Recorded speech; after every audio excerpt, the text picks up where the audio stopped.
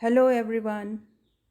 Business studies with Anubha में आज हम पढ़ेंगे हेनरी फ्योल का 14th principle esprit de corps and also we will look at one case study relating to the principles of management.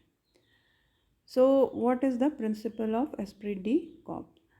So this is a French origin word जिसका मतलब है team spirit. ठीक है, अब team spirit की जब हम बात करते हैं तो हमें एकदम से अपनी इंडियन क्रिकेट टीम या फिर कोई फुटबॉल की टीम ध्यान में आती है। जो प्लेयर्स हैं, टीम के प्लेयर्स हैं, वो एक दूसरे के साथ कैसे कोऑर्डिनेट करके अपोनेंट टीम के अगेंस्ट अपने मैच को विन करने की कोशिश करते हैं। और जब वो टीम स्पिरिट से काम करते हैं then they are able to get the victory over the opponent team and they win the match. Okay, so let us see what Fayol has said about this principle. Management should promote a team spirit of unity and harmony among employees. तो जो managers हैं उनका काम क्या है?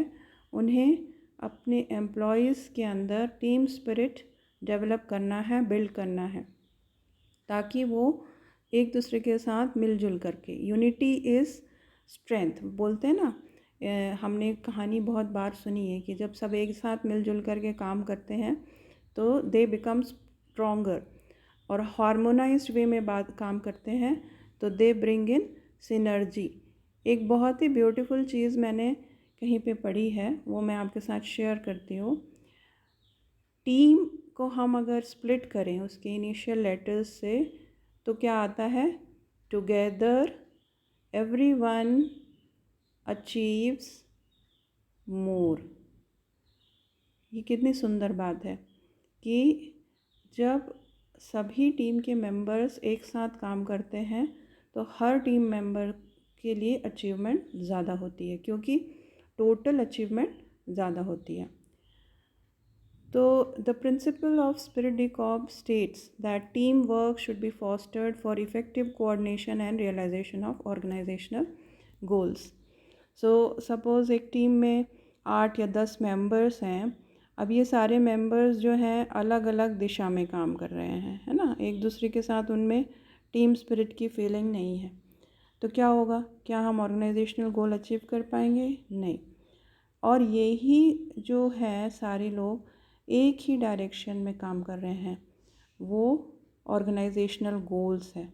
ठीक है, तो this will produce better results, achievement of organizational goals.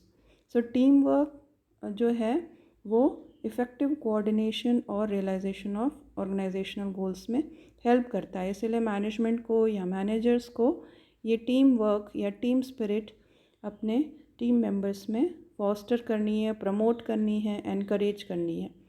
I must be replaced by we to give workers the sense of belongingness. अब यहाँ पे जो मैनेजर है उसको अपने सबॉर्डिनेट के साथ वी की फीलिंग लानी है ताकि वो बिलोंगिंगनेस हो। जो टीम के मेंबर्स हैं उनके बीच में भी आपस में उनको एक दूसरे के साथ बिलोंगिंगनेस होना चाहिए, ट्रस्ट होना चाहिए, तब एक दूसरे के साथ मिलके काम करेंगे, बेटर काम करेंगे, मोर इफ़ेक्टिव एंड एफिशिएंट होंगे। तो जो आई है, I is you can say detrimental to the success of achievement of organizational goals, क्योंकि ये एक ईगोइस्टिक वर्ड है ना। आई जो है वो मुश्किलें खड़ी करेगा। अगर बोलेंगे आई मी माई सेल्फ तो ऑर्गेनाइजेशनल गोल्स अचीव करना मुश्किल होगा। कोई भी आदमी अकेले बिजनेस नहीं चला सकता। जो भी टीम है उसमें मेंबर्स के बीच में वी, हम सब, ऐसी फीलिंग होनी चाहिए, तब जाके वो ऑर्गेनाइजेशनल गोल्स बेटर अचीव कर सकते हैं। Now what are the positive effects and consequences of violation of this principle? First is mutual trust and belongingness. तो जब टीम स्पिरिट है लोगों के बीच में, जो आपस में एक दूसरे के प्रति रेस्पेक्ट है, एक दूसरे के लिए कोऑपरेशन और कोऑर्डिनेशन की फीलिंग है, आपस में विश्वास है।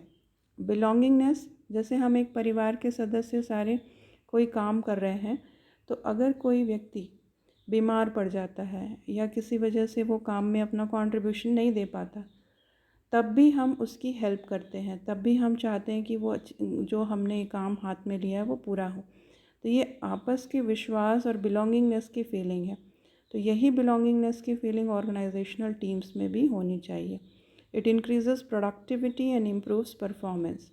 तो जब इस तरह की फीलिंग होगी तो it is going to increase the productivity of the organization. It will improve the performance of every employee, क्योंकि वो एक और एक 11 या 2 और 2 5 एक सिनर्जी के साथ आपस में काम करेंगे, एक दूसरे के साथ भरोसे के साथ काम करेंगे। अगर वायलेट होता है ये रूल तो जस्ट अपोजिट हो जाएगा, lack of harmony and trust होगा, it will decrease the productivity. So now let us have a look at one of the case study. तो जब हम केस स्टडी सॉल्व करते हैं तो हम एक बार पहले केस को पूरा पढ़ लेते हैं, फिर क्वेश्चन पढ़ने के बाद हम केस को डिटेल में एनालाइज करते हैं। तो let us see what is the case. ABC Limited was engaged in business of garment manufacturing and selling its products under a popular brand. The demand for their product was increasing. In order to keep the market share, the company directed its existing workforce to work overtime. But this resulted in many problems. Due to increased pressure of work, the efficiency of workers declined. Sometimes the workers worked under more than one superior. The departments which were producing one product were asked to produce more than one type of products. This resulted in lot of overlapping and wastage. The workers were becoming indisciplined. The spirit of team was also reducing. Workers were feeling cheated and their morale was declining. The quality of garments started declining and market share decreased. Based on this case, identify the Fayol's principles violated and underline the relevant lines. तो अब हम इस case study को फिर से थोड़ा detail में जाते हैं और एक एक लाइन को देखते हैं कहाँ पे कौन से प्रिंसिपल को वायलेट किया गया है। अब कंपनी ने अपनी मार्केट शेयर को बनाए रखने के लिए अपने एग्जिस्टिंग वर्कफोर्स को ज़्यादा काम करने के लिए बोला है ना। तो मार्केट शेयर क्या है, जैसे एक मार्केट है गारमेंट मैन्युफैक्चरिंग बिजनेस का। अब इसमें जो ABC है उसका 20% शेयर है, ये पाई चार्ट में उसका 20% मार्केट शेयर है। अब बाकी और दूसरी कोई भी XYZ या PQR उनके अलग अलग परसेंटेज ऑफ मार्केट शेयर है। अब कंपनी ABC ने क्या सोचा कि इस मार्केट शेयर को मेंटेन करने के लिए, जब मार्केट उनका बढ़ रहा था या उसको बढ़ाने के लिए, उन्होंने अपने जो एग्जिस्टिंग वर्कफोर्स है उसे से काम लेना चाहा। तब यहाँ पे उन्होंने क्या किया, डिवीज़न ऑफ वर्क को वायलेट किया, क्योंकि उन्हें क्या करना चाहिए था, काम जब बढ़ रहा था तो उन्हें ज़्यादा लोगों के बीच काम को डिवाइड करना चाहिए था, नए लोगों को अपॉइंट करके और काम को डिवाइड करना चाहिए था, जो उन्होंने नहीं किया। अब उसके कारण क्या क्या प्रॉब्लम्स आई, due to increased pressure of work the efficiency decline and the workers worked under more than one superior.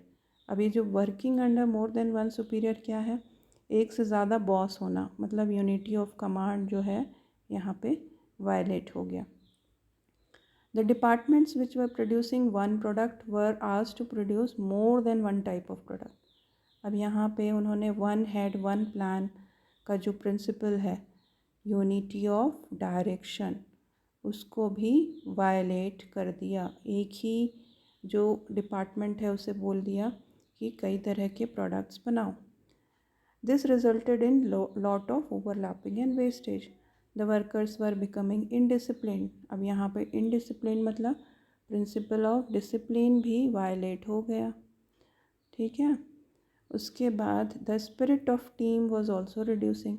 अब ये तो अभी अभी हमने पढ़ा है, ये 14वां 14th principle esprit de corps. So ये भी यहाँ पे वायलेट हो गया है ना। अब workers were feeling cheated and their morale was declining. The quality of garments started declining and the market share decreased. तो हमने यहाँ पे देख लिया कि 5 प्रिंसिपल जो फ्यूल के हैं वो वायलेट हुए और उनको हमने अंडरलाइन भी कर दिया जो रेलेवेंट लाइंस हैं। तो this is all about the 14th principle of Henry Fayol. In our next video lessons, we are going to study about the Taylor's scientific management principle. Thank you for watching. Please keep watching and sharing the video lessons of business studies with Anubha.